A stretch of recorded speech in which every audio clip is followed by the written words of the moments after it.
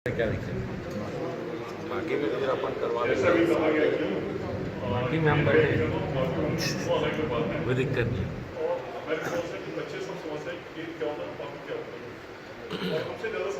भैया सिंधियों में अनपढ़ ज़्यादा हैं, बड़े बुजुर्ग कैसे करोगे? मैं भी अनपढ़ हूँ, कैसे करोगे बताओ आप? मैं खेद नहीं समझ रहा हूँ। नहीं सर, हम ये थोड़ी बोल रहे हैं कि बच्चे से आप पैर पड़ के माफ़ी मांगो। आज ये मामला पूरे समाज का हो गया, सिंधी समाज का, पूरे सिंधी समुदाय का हो गया। सर आप छोटा मुद्दा बोल रहे हैं, किसी को आप हथकड़ी पहना के घुमा रहे हैं, बहुत छोटा मुद्दा बोल रहे हैं। आतंकवादी थोड़ी था वो, आतंकवादी को भी लगाया जाता है।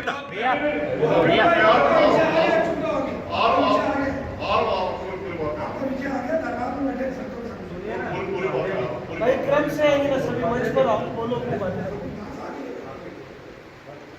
राजा ठाकुर जी को मैं बुलाऊं, राजा ठाकुर जी बात कर रहे हैं। जो भी घटना हुई है उसके लिए मैं पूरे सिंधी समाज से माफी मांगता हूँ। और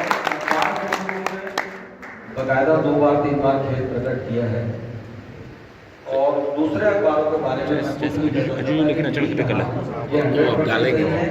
मेरा ईमान जानता है, मैंने बच्चों को हथकड़ी लगा के घुमाने के लिए या जेल भेजने के लिए मैंने कभी नहीं कहा।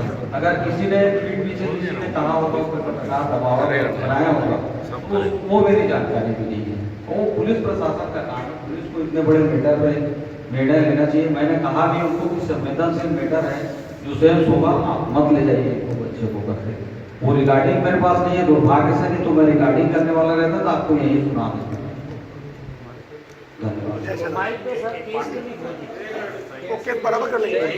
केस तो जैसा चाहेंगे वैसा हो जाएगा, कोई बात नहीं है। मैं अपने तरफ से मांग करके खत्म कर दूंगा।